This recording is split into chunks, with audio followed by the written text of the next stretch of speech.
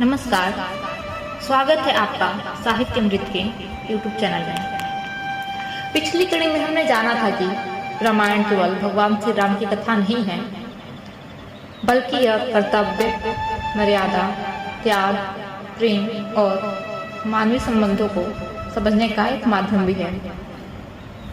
आज हम रामायण की कथा को थोड़ा पीछे से शुरू करेंगे। आज का प्रश्न है, अयोध्या के राजा दशरथ कौन थे और एक ऐसा कौन सा दुख था जिसने आगे चलकर पूरी राम कथा की दिशा बदल दी। आइए रामचरितमानस के माध्यम से इस कथा को सरल हिंदी में समझते हैं। अयोध्या नगरी का परिचय। रामचरितमानस के बालकांड में तुलसीदास जी ने अयोध्या का बहुत सुंदर वर्णन किया है। अयोध्या केवल एक नगर नहीं है, यह राजा दशरथ की राजधानी है और आगे चलकर यही नगरी राम के जीवन की सबसे बड़ी घटनाओं की साक्षी बनती है। तुलसीदास जी कहते हैं, अवधपुरी सम प्रिय नहीं कोई, सकल सिद्धि कर सुखद सोई। अर्थात अयोध्या अत्यंत प्रिय और सुख देने वाली नगरी है।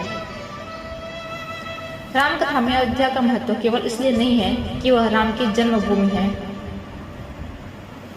अयोध्या आगे चलकर राम के राज्याभिषेक की तैयारी, वनवास का दुख और राम की वापसी तीनों की साक्षी बनती है। राजा दशरथ। अब आते हैं अयोध्या के राजा दशरथ। दशरथ एक शक्तिशाली और प्रतापी राजा थे। उनके शासन में अयोध्या समृद्ध थी, लेकिन राजा के जीवन में एक बहुत बड़ा अभाव था। वह था उनके कोई पुत्र नहीं था और यही चिंता आगे चलकर पुत्रेष्टि यज्ञ का कारण बनती है।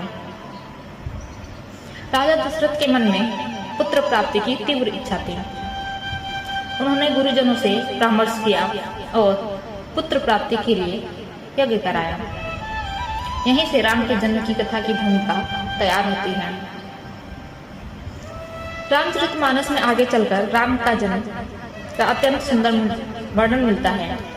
तुलसीदास जी कहते हैं, मैं प्रगट कृपाला दीन दयाला, कौशल्या हितकारी, हर्षित महतारी, मुनि मनहारी, अद्भुत रूप विचारी।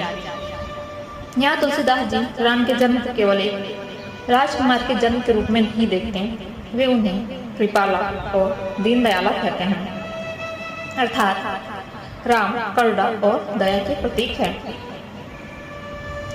राम के जन्म के साथ अयोध्या में आनंद छा जाता है। दशरथ के घर 4 पुत्र जन्म लेते हैं, राम, भरत, लक्ष्मण और शत्रुघ्न। चारों भाइयों का संबंध आगे चलकर रामायण की कथा का एक महत्वपूर्ण आधार बनता है। राम सबसे बड़े भाई हैं, भरत उनसे छोटे हैं। लक्ष्मण और शत्रुघ्न भी भाइयों के प्रति अत्यंत प्रेम रखने वाले हैं। रामायण में भाइयों का प्रेम केवल पारिवारिक संबंध नहीं है, यह भारतीय साहित्य में भ्रातृत्व प्रेम और त्याग का आदर्श बन जाता है। आगे चलकर जब राम को वनवास मिलता है, तब लक्ष्मण उनके साथ वन चले जाते हैं और जब भरत को राज्य मिलता है, तब वे भी उसे सहज रूप से स्वीकार नहीं करते। इसलिए रामायण की शुरुआत से ही चारों भाइयों के चरित्र की नींव दिखाई देने लगती है। समय बीतता है और राम बड़े होते हैं। राम के व्यक्तित्व में शौर्य के साथ विनम्रता दिखाई देती है। वे केवल शक्तिशाली नहीं हैं, बल्कि गुरुजनों का सम्मान करने वाले और प्रजा के प्रति संवेदनशील। इसलिए जब आगे चलकर राम की राज्याभिषेक की घोषणा होती है, तो पूरी अयोध्या आनंदित हो जाती है। अब कहानी एक बहुत महत्वपूर्ण मोड़ पर पहुंचती है। राजा दशरथ वृद्ध हो चुके हैं। वे चाहते हैं कि राम को अयोध्या का राजा बनाया जाए। जब अयोध्या वासियों को यह समाचार मिलता है, तो पूरी नगरी प्रसन्न हो जाती है। हर तरफ उत्सव का वातावरण बन जाता है। लेकिन यहीं से रामायण की कथा अचानक बदलने वाली थी, क्योंकि अयोध्या में एक ऐसी घटना होने वाली थी जिसकी कल्पना किसी ने नहीं की थी। राजा दशरथ की 3 प्रमुख रानियां थीं, कौशल्या, कैकेयी और सुमित्रा। राम कौशल्या के पुत्र थे, भरत कैकेयी के पुत्र थे और लक्ष्मण तथा शत्रुघ्न सुमित्रा के पुत्र थे। कैकेयी राम से भी बहुत प्रेम करती थी। तो फिर वही कैकेयी आगे चलकर राम के वनवास का कारण कैसे बनी? यही प्रश्न रामायण के सबसे महत्वपूर्ण प्रश्नों में से एक है। अब हम उस घटना की ओर आते हैं जिसने रामायण की पूरी कथा बदल दी। एक समय राजा दशरथ युद्ध में घायल हुए थे। कहा जाता है कि उस समय कैकेयी ने उनकी सहायता की थी। प्रसन्न होकर दशरथ ने कैकेयी को 2 वरदान देने का वचन दिया था, लेकिन कैकेयी ने उस समय उन वरदानों का उपयोग नहीं किया। समय बीत गया और जब राम के राज्याभिषेक की तैयारी हुई तब वही 2 वरदान राम के जीवन बदलने वाले थे। कैकेयी की दासी थी मंथरा। मंथरा ने कैकेयी के मन में भय और आशंका पैदा की। उसने कैकेयी को समझाया कि यदि राजा राम बन गए तो भरत का क्या होगा। धीरे धीरे कैकेयी का मन बदलने लगा। यही हमें मनोवैज्ञानिक दृष्टि से एक महत्वपूर्ण बात दिखाई देती है। मनुष्य के इंद्रिय केवल परिस्थितियों से नहीं बल्कि उसके मन में पैदा किए गए भय से भी प्रभावित होते हैं। अंततः कैकेयी ने राजा दशरथ के अपने पुराने 2 वरदान मांगे। पहला, भरत को अयोध्या का राजा बनाया जाए और दूसरा, राम को 14 वर्ष का वनवास दिया जाए। ये सुनते ही राजा दशरथ टूट जाते हैं। जिस राम के राज्याभिषेक की तैयारी हो रही थी उसी राम को वन भेजने की बात सामने आ जाती है। दशरथ के लिए यह असहनीय था। एक ओर पत्नी को दिया हुआ वचन था, दूसरी ओर उनका सबसे प्रिय पुत्र राम। यहीं से राजा दशरथ के चरित्र का सबसे बड़ा संघर्ष सामने आता है। राजा दशरथ पिता भी हैं और राजा भी। पिता के रूप में वो राम को रोकना चाहते हैं, लेकिन राजा के रूप में वे अपने वचन से पीछे नहीं हट सकते।